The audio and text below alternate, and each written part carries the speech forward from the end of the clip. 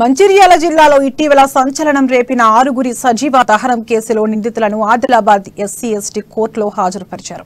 వారిని కస్టడీకి అప్పగించాలని కోరుతూ మంచిర్యాల పోలీసులు పిటిషన్ దాఖలు చేశారు. అందులో భాగంగానే జిల్లా జైలు నుండి 5గురు నిందితులైన మేడి లక్ష్మణ్, సృజన, శ్రీరాముల రమేష్, వేల్పుల సమ్మయ్య, అంజయ్యలను కోర్టులో ప్రవేశపెట్టారు. అయితే ఇందులో 3గురిని మాత్రమే కస్టడీకి అప్పగించాలని కోరినట్లుగా తెలుస్తోంది.